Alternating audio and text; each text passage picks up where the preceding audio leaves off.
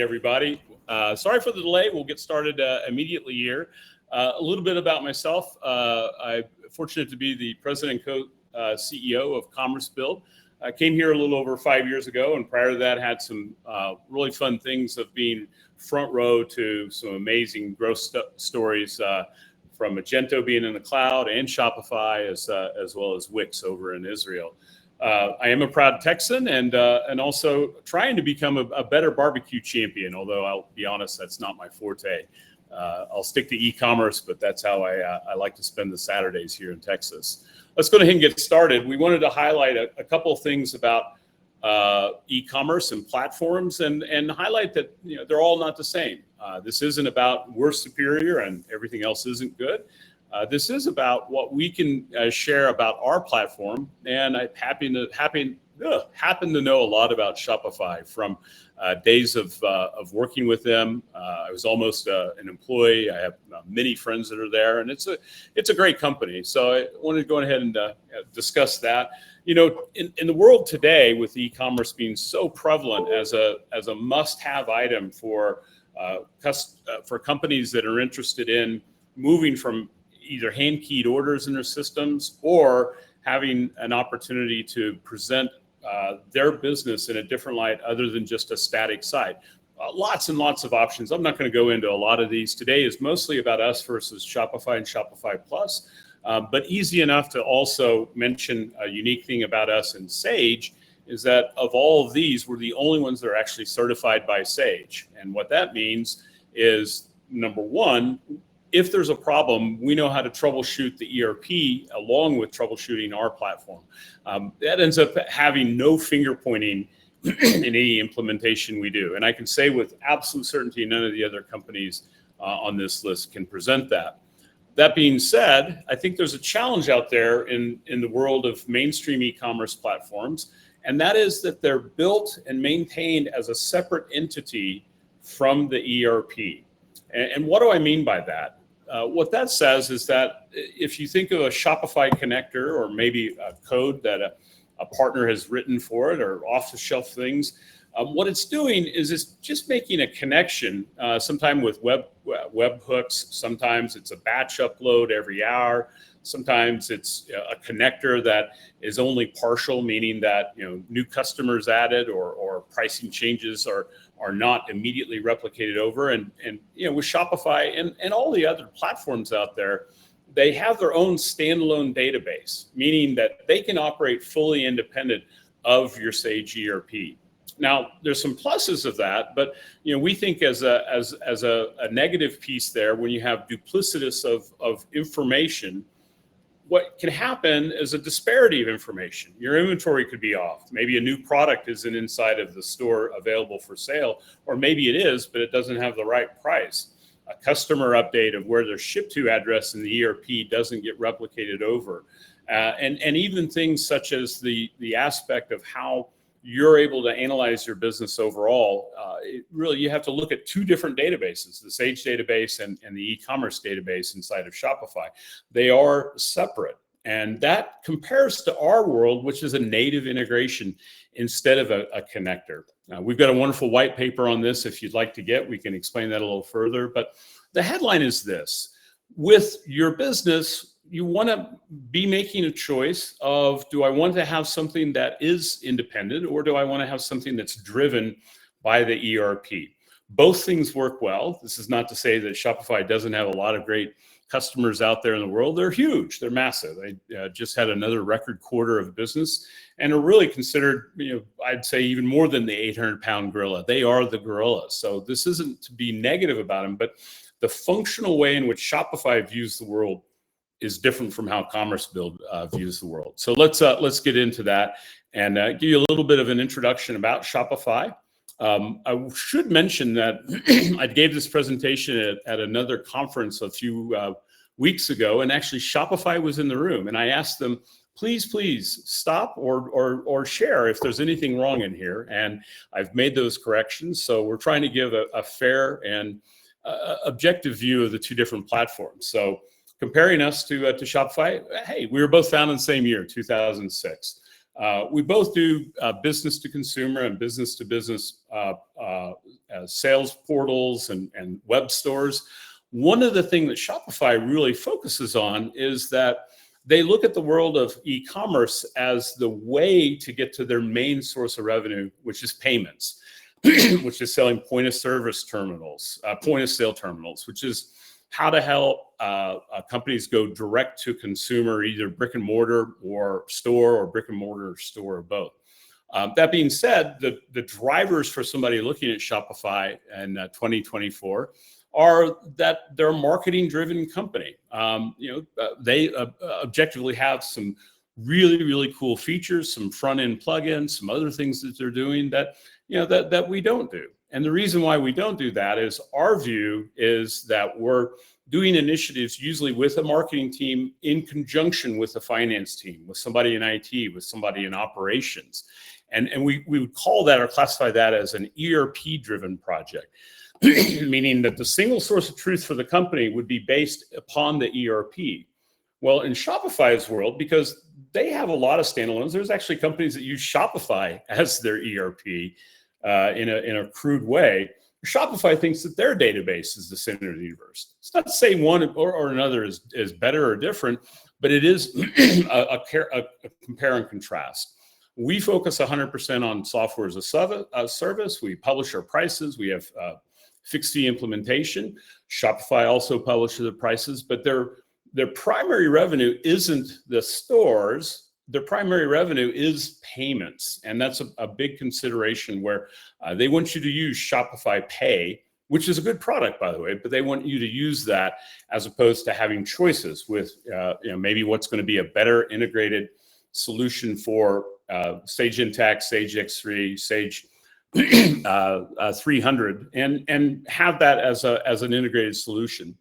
Our verticals are real similar. You look at their verticals, our verticals. I've added all those below, but they really are with Shopify for startups and very, very small companies getting started.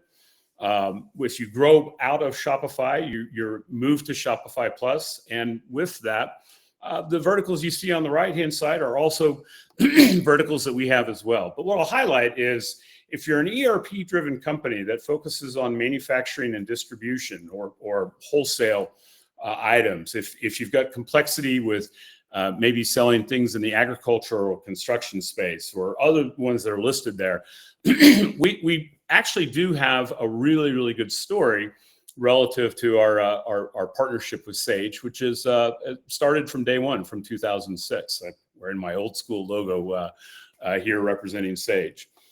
As I shared before, our implementation ranges start at a reasonable level. With Shopify, a lot of times a customer can build it themselves, or you can hire an agency, and it can certainly start at a very low end cost. But once you get up to their B2B product, Shopify Plus, you are looking at a more expensive implementation.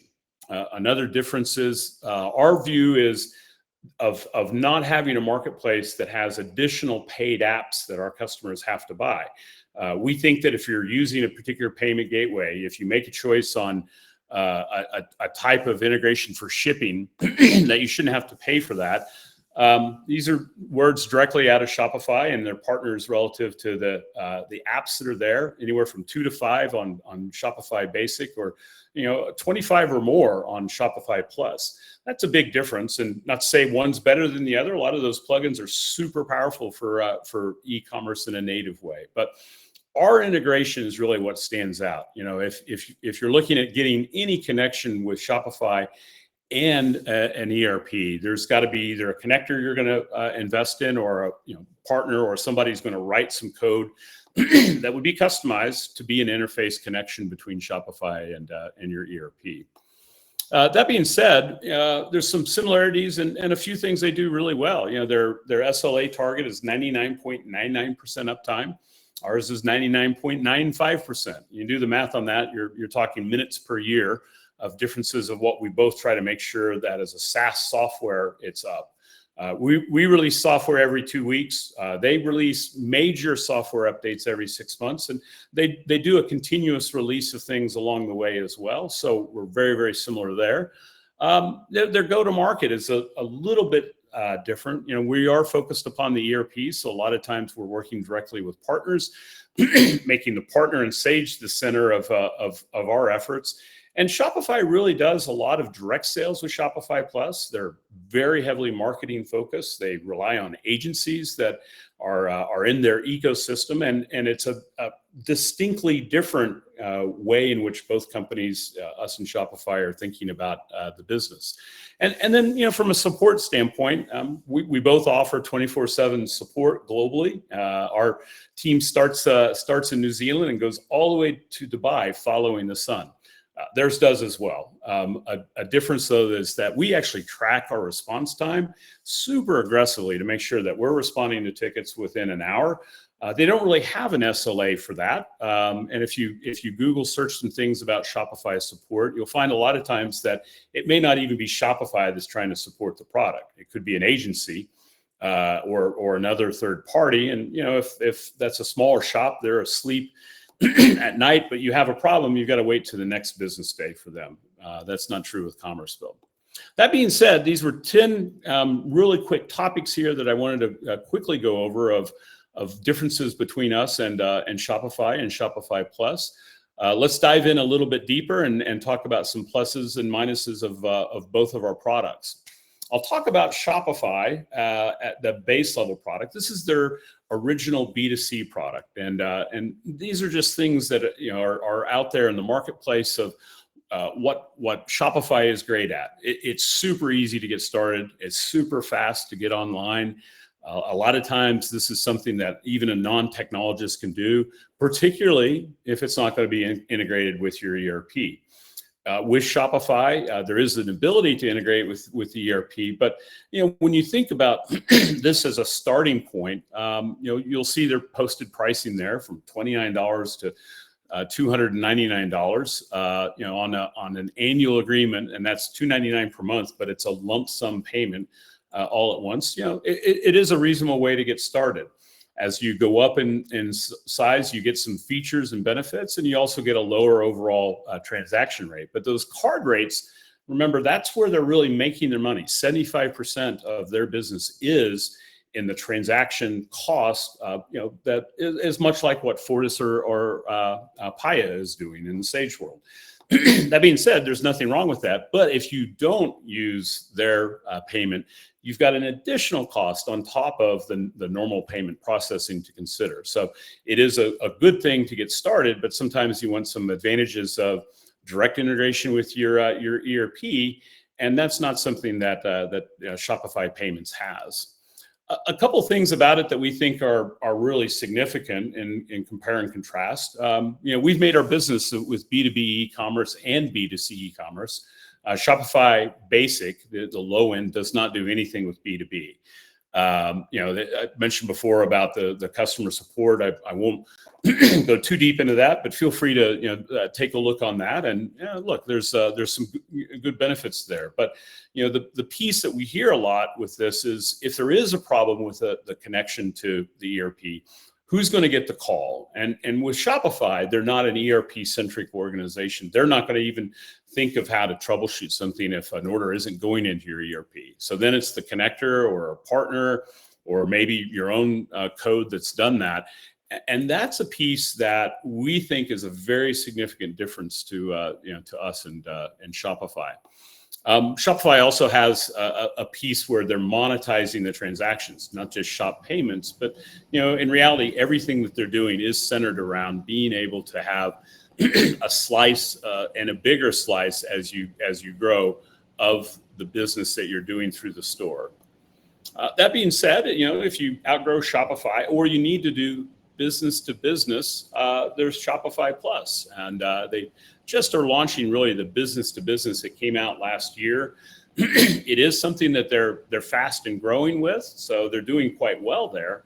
But it is an instance where the focal point is really the ease of doing B2C versus B2B. If you needed to have a real complex social marketing performance, Shopify Plus is a great product. As I said there, it is the gold standard of B2C. If you wanted to have a single brand and sell globally across the world, Shopify Plus is a really good option. If you wanted to have a one-stop shop for point of sale and for credit card transactions and for business to consumer sites, there's no doubt that Shopify Plus is a great thing to look into. This is a place that when we look at it, there's a couple of things that people don't realize until they get in. First is Shopify is going to have a cost, and there's a base cost of $2,500 a month on a 1-year agreement. And once you get to a point of your gross merchandise value per month, that $2,500 goes up. So if you're Kylie Cosmetics, you're paying tens of thousands of dollars to Shopify as a percentage of their GMV. This is a big thing they talk about when they're mentioning their aspects of being a public company, is how powerful the lever is for their GMV pricing model, where they're taking a percentage of every transaction, not just the credit card transaction, but the overall transaction.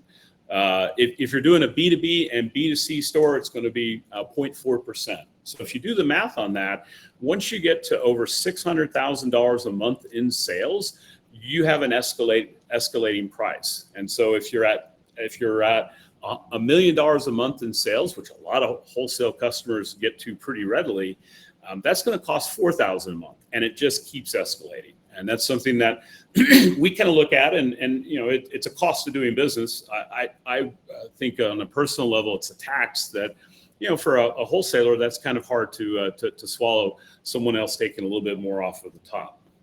The added value of Sage is not exposed, and when I mention this, what I'm really talking about is the ecosystem of Sage is separate from the ecosystem of Shopify. So with Shopify, you're going to have shop payments, you're going to have shop tax, you're going to have Shopify shipping, and all those things sometimes are really great, but they do introduce a little complexity in running your business if you already have some of those other established partners that you're doing work with on shipping, on tax, on payments. You end up with two separate environments, and that's never good. And the other thing that Shopify will unabashedly say is their agency ecosystem is very powerful. The agency and the ecosystem surrounding supporting Shopify Plus is there in order to extract dollars that may be dollars that could go towards improving the ERP side of things. It's kind of like a separation of finance and marketing. And in a company where marketing is the ever-present pinnacle or tip of the spear, Shopify Plus works great. They're very, very happy with it. We kind of like the fact that we're partnered with Sage, we're partnered with Sage partners.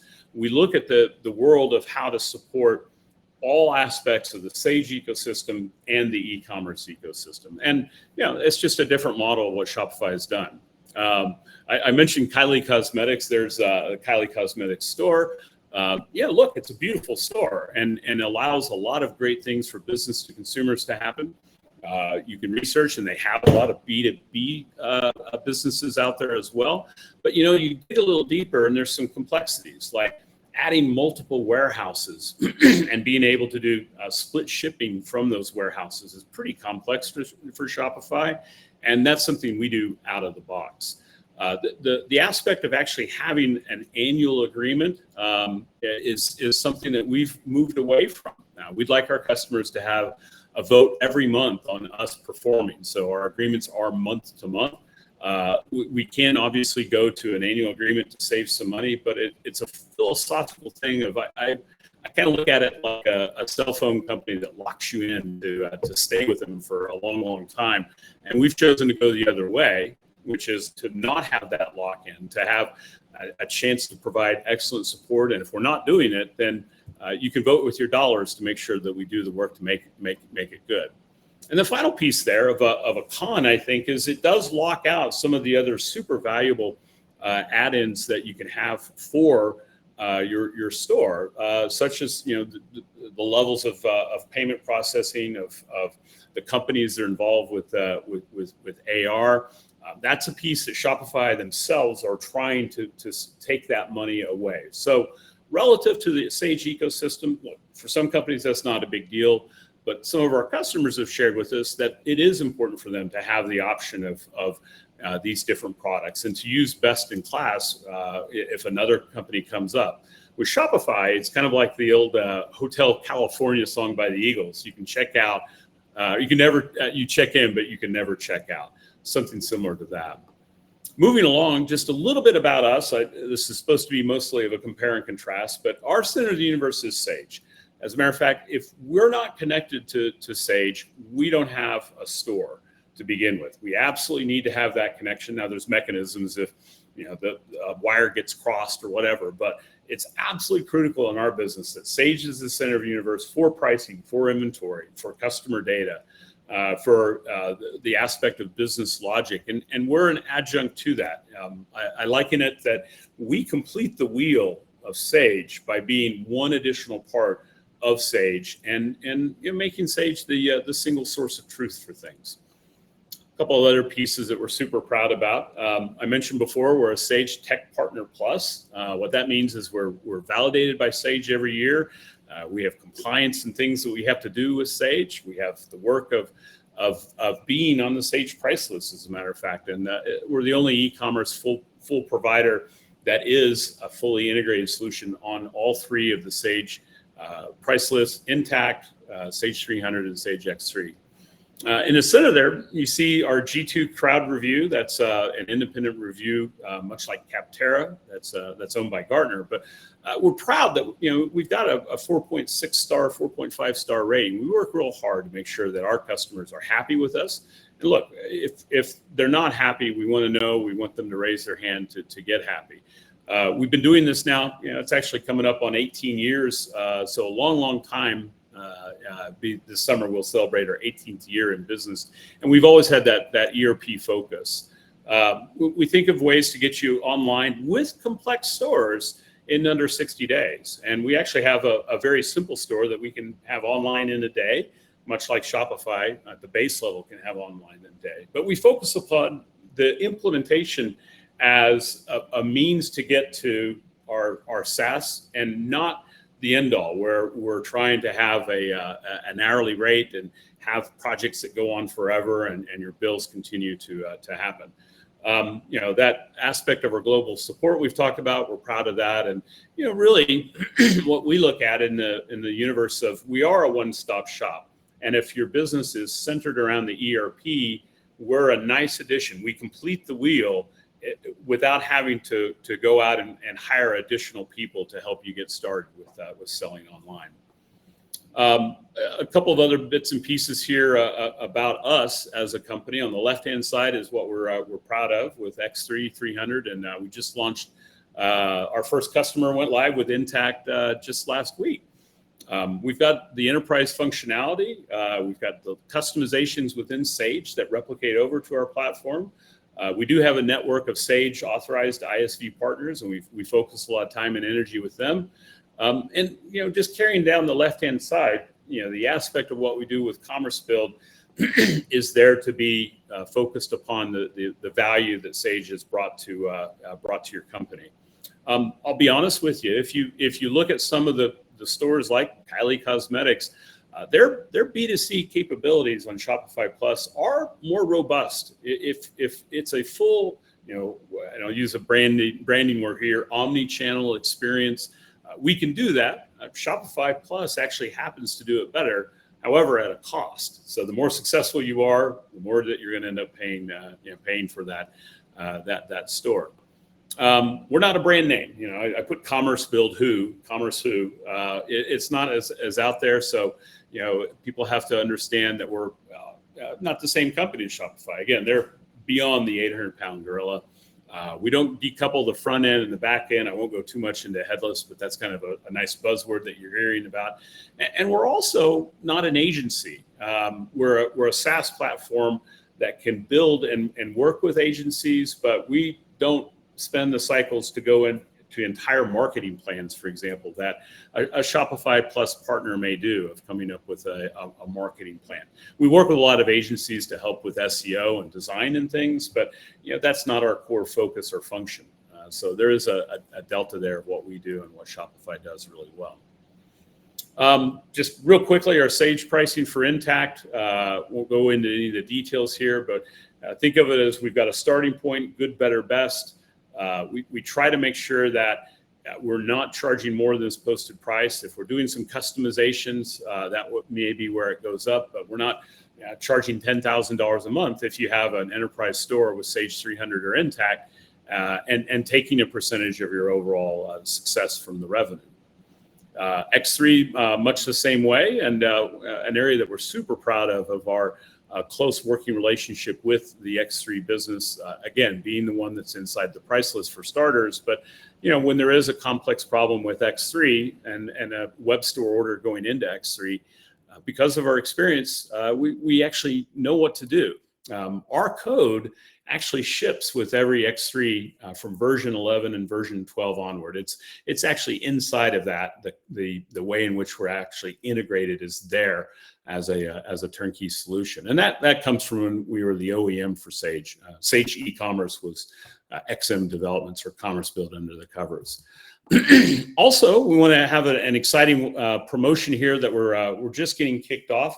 We're happy to do this with Fortis. We can certainly do this as a pre-configured solution for any of the payment processing companies, AR companies that are in the ecosystem.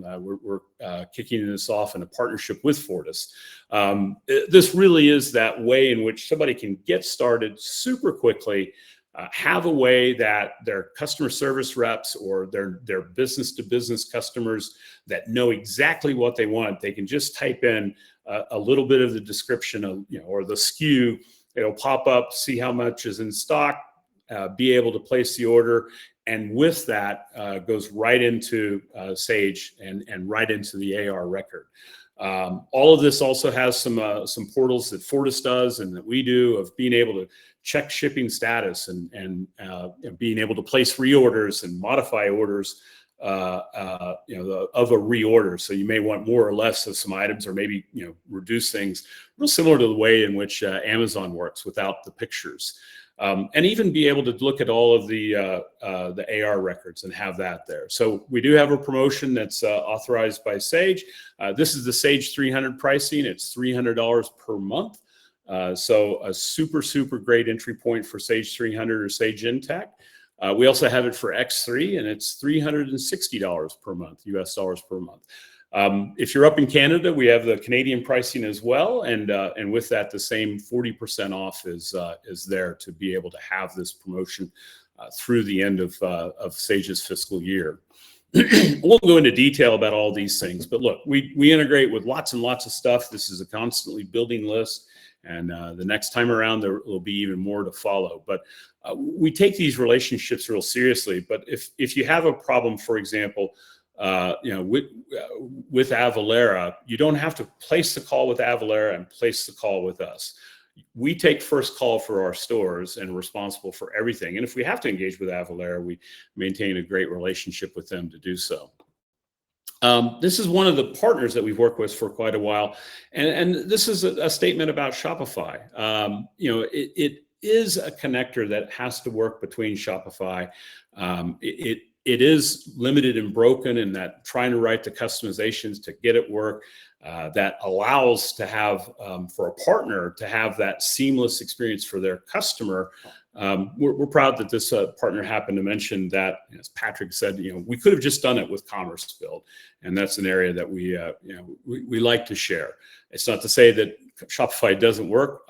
There's a gazillion installations out there in the world of Shopify, so it is a product that works. But just know that connector is going to come up and potentially be something that will be a worrisome thing down the road.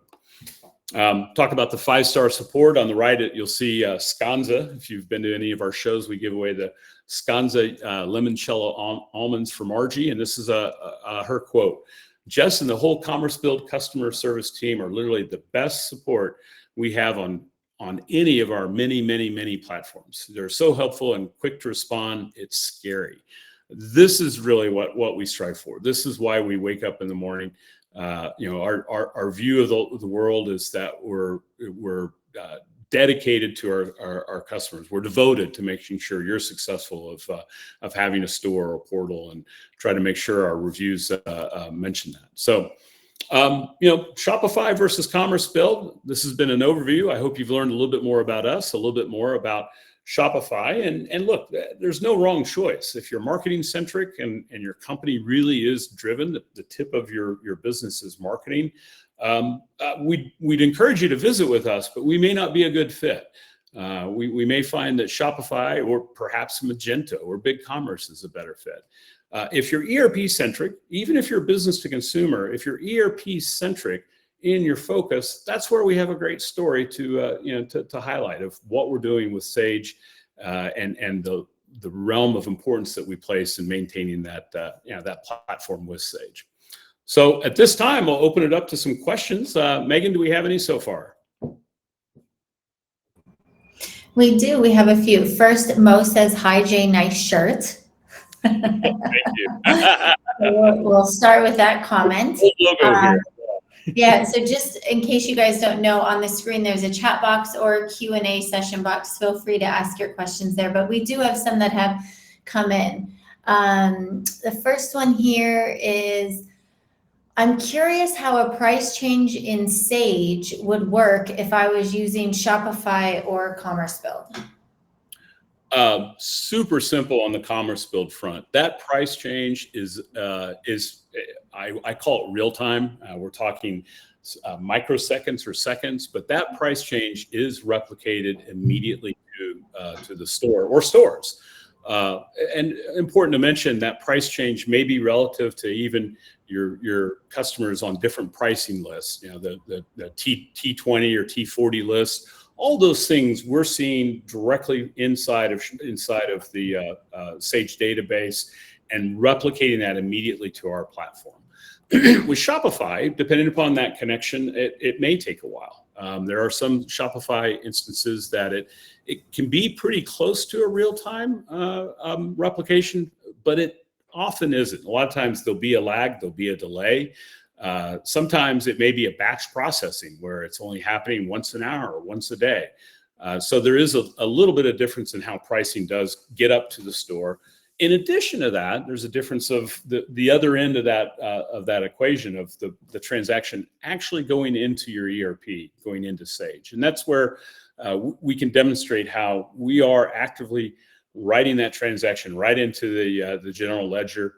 The next time a human has to touch an order is actually when it goes to ship or when it's a COD pickup. With Shopify Plus, every COD pickup has a manual human intervention to check. They do not release that order and are not able to get it all the way through in your ERP to get it shipped. So some differences there. But that's a great question. Hope we can elaborate more and actually show you. Thank you, Jay. The next question here is, I've heard most e-commerce stores need additional plugins from the Shopify marketplace. Is this true? And is this the same for commercebuild? It's not the same for commercebuild. We actually don't have a marketplace. You saw that slide with all the logos out there in our ecosystem. We encourage all of our customers to find what's going to be best for their business and utilize that. Shopify's marketplace is more broad than that. They do have a lot of other additional things, like ways in which you can have tax or shipping done or price changes, themes, international currency exchanges, loads and loads of things that are out there. If you'll recall back on the top 10 differences between the two, the average Shopify store, the base Shopify store, is going to have between 2 and 5 additional plugins that have to be bought and managed. A Shopify Plus store has on average 25 additional plugins that have to be managed. So it is a compare and contrast. A lot of those plugins are very far advanced relative to, like I said, the Kylie Cosmetics of the world. So there is a purpose built for that. We take a little bit different approach to that, of that ERP centric versus a broad swath of marketing centric plugins that are needed to actually make the store work well. Hope that answers the question. And all of those plugins are additional paid plugins, typically on a monthly fee, right? A lot of them will just be an annual fee, but there is a fee. It could be as low as $20 a year or as high as hundreds, if not thousands of dollars a year. There are free plugins as well that are built, but a lot of times that free plugin really isn't free because it's also maybe collecting data that's going somewhere. It may be free with options for upsell payments for your customer's customer to have to use that. So it is an aspect of how Shopify is monetizing their marketplace. They're much like Apple. Apple takes 30% of every dollar someone that puts an app in their store makes, and Shopify is monetizing their business that way as well.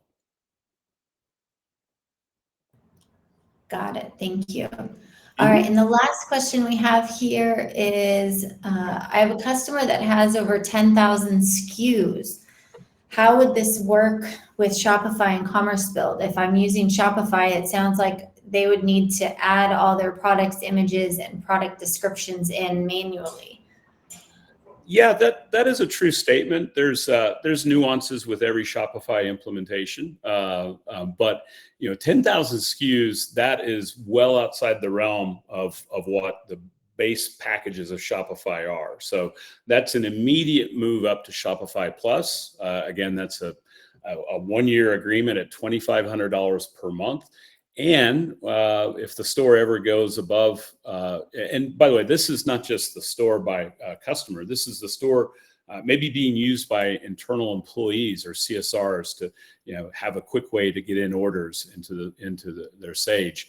Every one of those dollars is going to have that percentage taken. So the reconciliation monthly by Shopify is how much did you sell or orders you put through the store times 0.4%. There's your new bill. And once you get above a little over 600,000 a month in sales, that's where that's going to go up pretty quickly. And that, if you've got 10,000 SKUs, chances are you're selling more than $600,000 per month. So compare and contrast. For us, no big whoop. 10,000, 100,000, $250,000 SKUs. It's what we built our business on, and it is a centric approach to wholesalers, distributors, manufacturers, medical supply companies. One of our longtime customers, and their director of IT actually came to commercebuild 2 years ago. Dennis Carpenter has I think over 100,000 active SKUs, and then hundreds of thousands that are also in their ERP, and all that is immediately replicated up to the store. So a big compare and contrast there. That was great. Those are awesome questions. If you have more questions, I hope you'll reach out. If you want to take your handy dandy phone and click that QR code, we'll be happy to visit with you. And again, our role and goal here is not just to sell commercebuild. It's to sell the right product for your customer or your customer's needs. That can be us. That can be Shopify. If you'd like to just have an honest conversation without the salesmanship there of we're the best and only one to look at, I'd be happy to help out. And I sure hope everyone has a fabulous day. Thanks for sticking with us, and apologies at the very beginning for our tech problems. Take care, everybody. Have a wonderful afternoon. And thanks so much, Megan, for your help here today, too. My pleasure. Thanks, Jay. That was awesome. Have a great day, everyone. Take care. Bye-bye.